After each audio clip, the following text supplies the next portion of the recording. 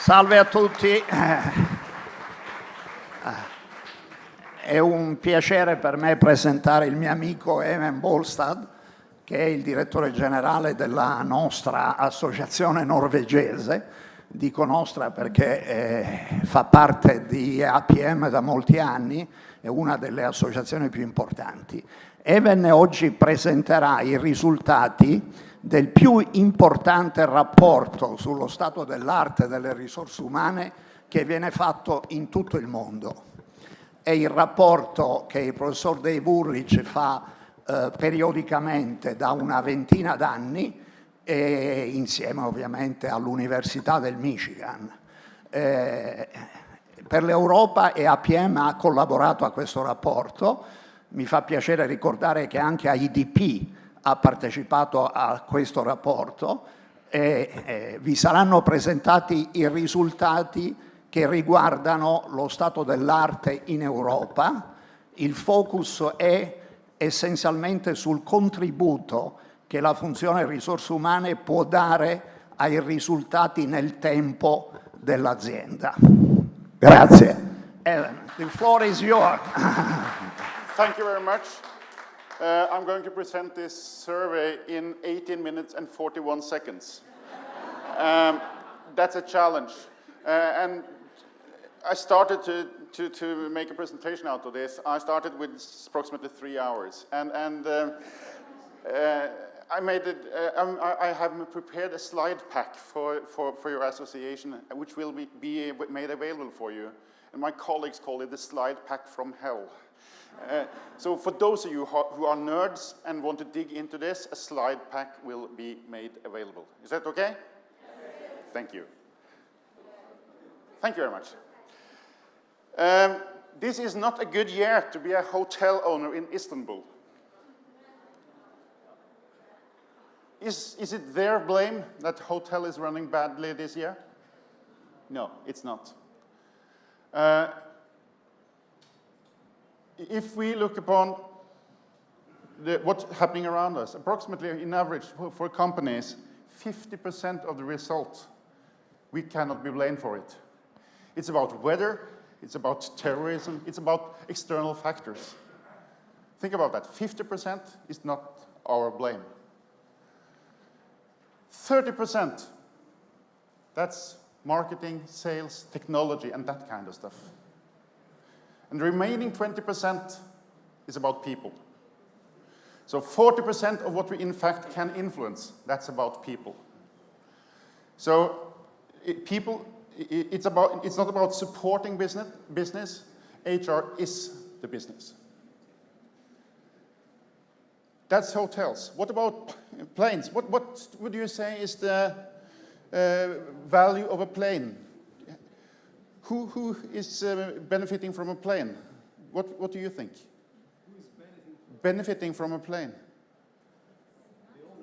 The owner. The owner. Those who are flying. Well, have you tried discussing that with the Lions?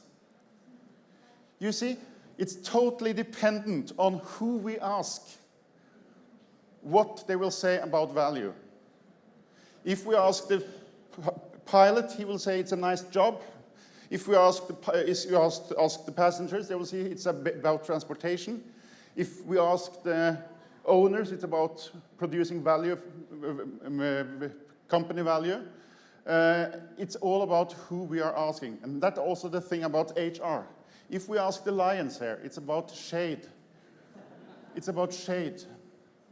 If we ask the employees about HR, we get one answer. If we ask the owners, we get another answer. So we need to know that the value is in the eyes of the receiver. And that is what this survey is all about.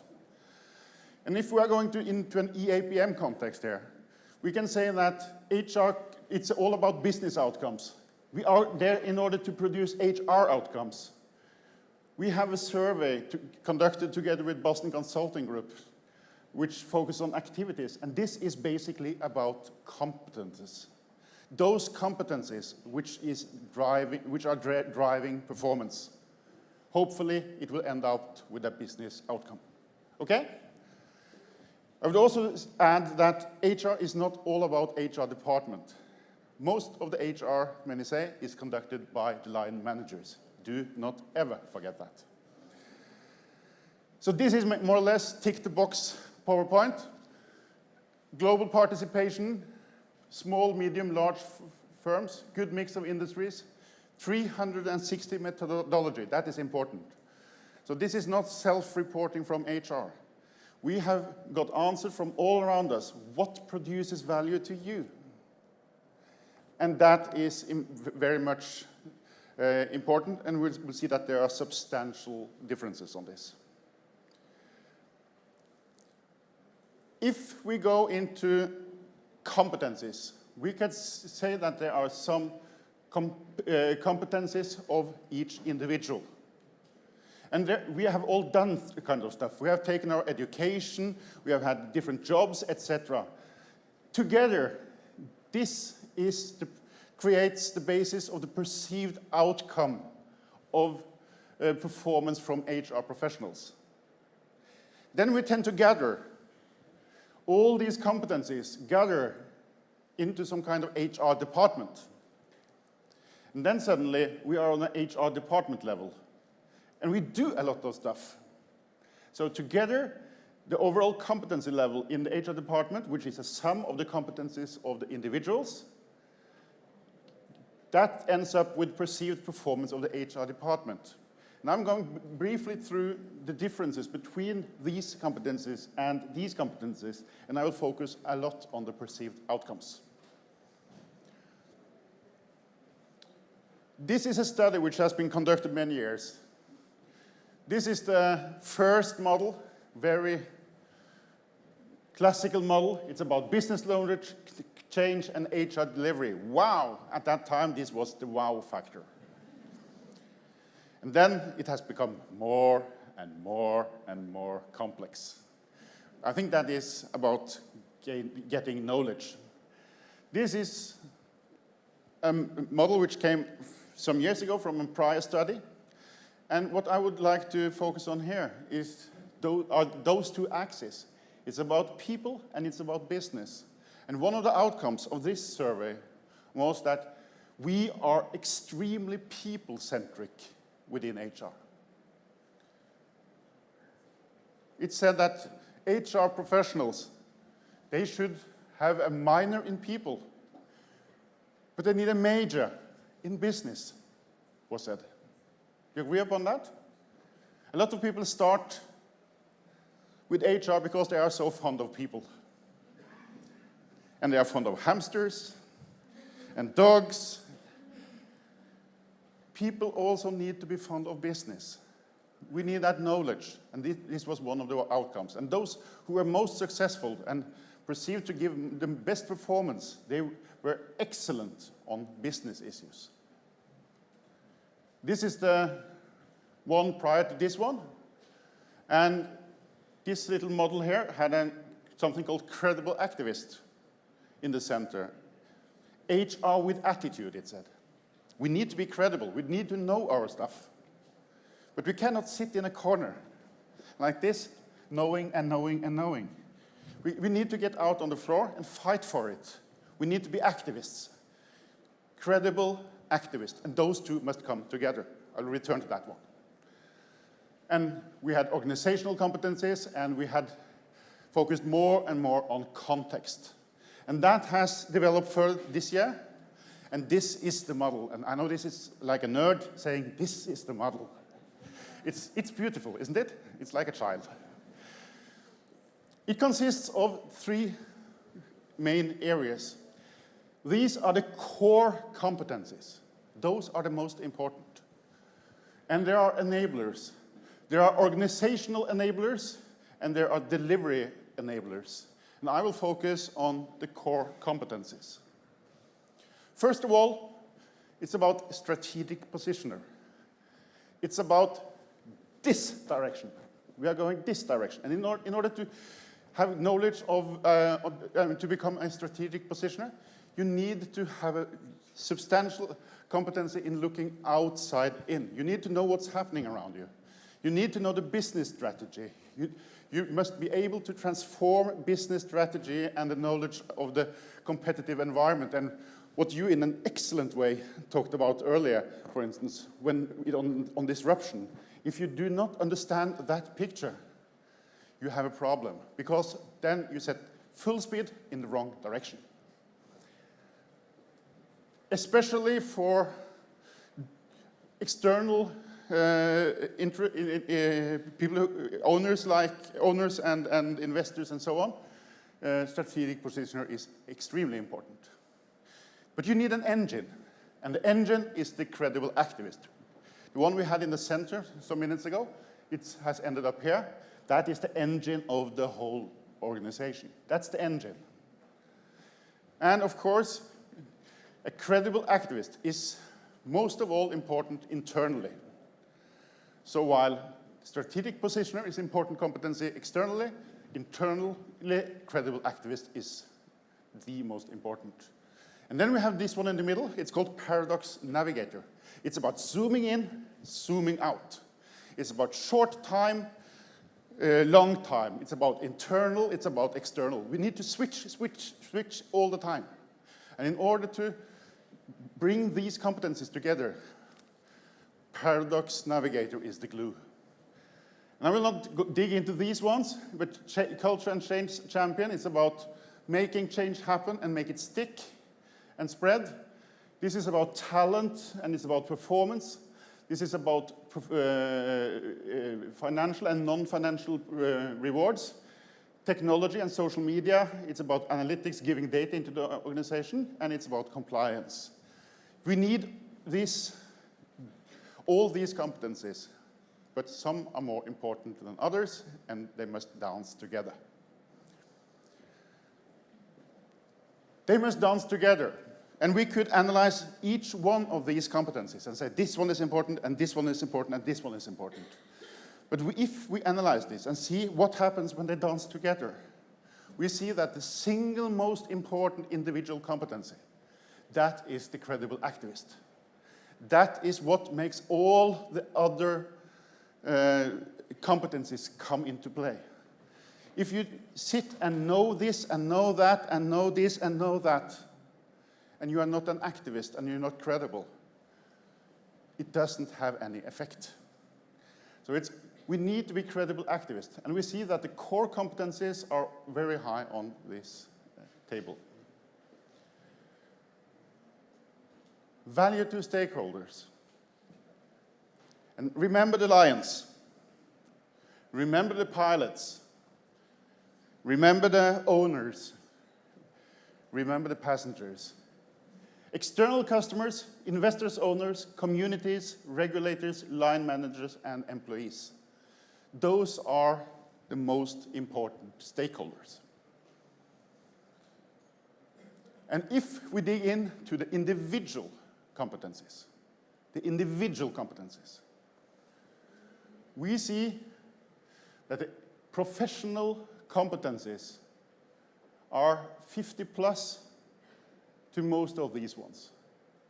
External customers, investors, owners, and so on. And it's more than 50%, approximately 50% of the perceived competency comes from, the performance comes from professional competencies. And then it's about what we have learned and what we have done. We see that it's approximately 30% all along the line, and other stuff. In some, hopefully 100 approximately. 50% of the perceived competencies, or the perceived value of competencies, comes from, or it originates in HR professional competencies. And then we take these ones and bring them into a department level. And then we see, wow, it's only 25, 15, 22, and so on. And the activities of the HR department is rated much, much higher than the competencies of those who work there, when it comes to what is the perceived value of what they are met with. And that means that what we know is less important than what we do. So it's very important to have a focus on HR competencies, but don't forget to have a focus on what we do. I will sum up, and as you see, there are 3 types of competencies. It's about the core competencies, it's about the organizational enablers, and it's about delivery enablers. We need them all, and we need them to dance together. The single most important one is this one, if they dance together. So, the key takeaways. What the HR department does seems more important than who the department has. Paradox Navigator, do you remember that one? The glue in the middle. Zooming in, zooming out. Local, central, and so on. That is an important competency, individual competency. Some of us are very good on zooming out. I'm that one. Some others are extremely good on zooming in. And we need those to be flexible on those. We should also know, and I have not gone into details on this, that it is substantial difference between the value of internal and external stakeholders. As we saw, the external stakeholders, they are much more focused on the strategic ones, and the internal ones are more focused by the internal stakeholders. They are more focused on credible activists and other stuff. And there are, as I said initially, it is important to remember that what we do is very, very important, not only what we know.